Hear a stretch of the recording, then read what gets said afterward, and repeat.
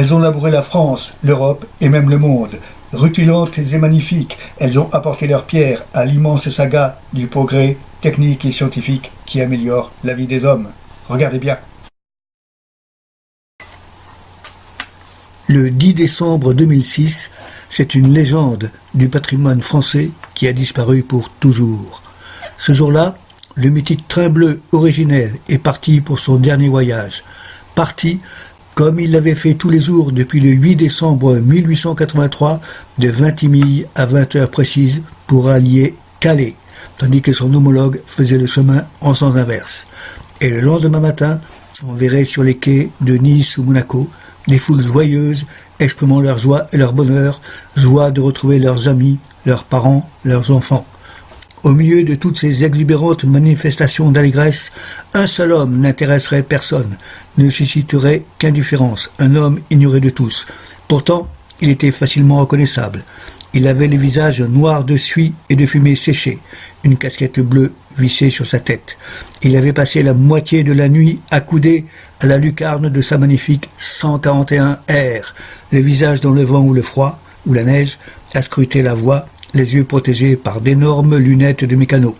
Et il avait passé l'autre moitié de la nuit à enfourner des pelletées de charbon dans la chaudière de sa machine, en compagnie de son assistant. Ses seuls instants de repos, il les avait pris à Carnoules, quelques heures auparavant, où il avait dû s'arrêter pour renouveler le plein d'eau de sa citerne.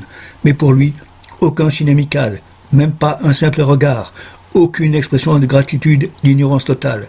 Pourtant, son train avait toujours été à l'heure, à la minute près, depuis 1883. Autrefois, j'avais un copain que tout le monde surnommait Glocks.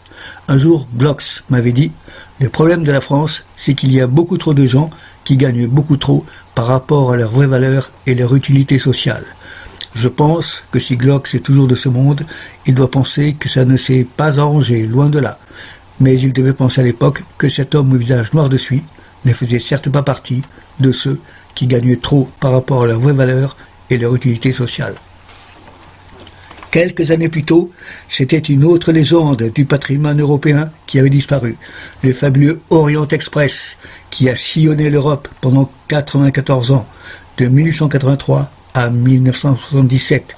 Il partait d'Istanbul et transitait par Sofia, Beograd, Brod, Zagreb, Trieste, Venise, Milan, puis Domodossola endormi. Domodossola, la ville la plus au nord d'Italie, où il ne s'arrêtait pas, mais où il s'apprêtait à affronter les pentes enneigées du Simplon. Ensuite, Lausanne, Bâle, Paris et Calais.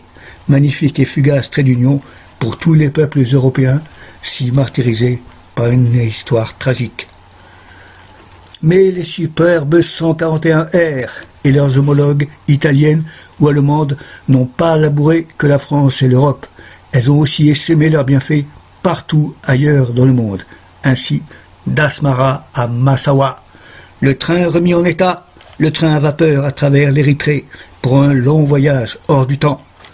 Il relie à nouveau Massawa, au bord de la mer Rouge, à Asmara, perché à plus de 2000 mètres d'altitude. C'est le train mis en service du temps de la présence italienne. La construction de la voie ferrée a débuté en 1887 et dès 1911, le train atteignait les hauts plateaux d'Asmara, en Éthiopie, à 2300 mètres d'altitude. À l'issue d'une guerre d'indépendance de 30 ans menée contre l'Éthiopie voisine et qui s'est terminée en 1993, toutes les infrastructures du pays étaient détruites et la belle machine rouillée sous un hangar en compagnie d'une dizaine d'autres. Il a fallu 10 ans pour tout remettre en état et reconstruire la ligne qui monte ou descend sur 118 km au fil de dizaines de gares endormies, de tunnels et de ponts de pierre construits par le génie bâtisseur italien dans un décor grandiose. À l'époque, la ligne allait même encore plus loin, jusqu'à Agordat, à la frontière soudanaise. La locomotive, qui a été remise en fonction en 2003, porte une plaque métallique soudée sur la cabine du conducteur. On peut y lire le nom de la société qui la fabriquait, Ansaldo, Genova, 1920. Et Ansaldo, c'était une énorme entreprise italienne, créée en 1853, du temps où Gênes appartenait encore au royaume de Piémont-Sardaigne. Une entreprise qui fabrique aussi bien des cargos que des avions, des vélos ou des automobiles, comme les fameuses Autobianchi, un peu comme Hyundai, qui aujourd'hui en Corée du Sud fabrique des pétroliers, des automobiles ou des ordinateurs. Mais encore, en 1908, fut construite une voie ferrée de 1700 km reliant Istanbul à Médine, via Damas et la Jordanie, destinée à assurer le transport des pèlerins désirant se rendre dans la ville sainte. La construction de ce chemin de fer avait été décidée par le sultan Abdul Hamid, et les rails furent posés par des conscrits turcs travaillant sous la direction d'ingénieurs allemands, le maître d'œuvre étant August Meissner. C'est ainsi que les locomotives, encore conservées au musée de Médine, portent toujours les plaques d'identification du constructeur Hohenzollern-Düsseldorf.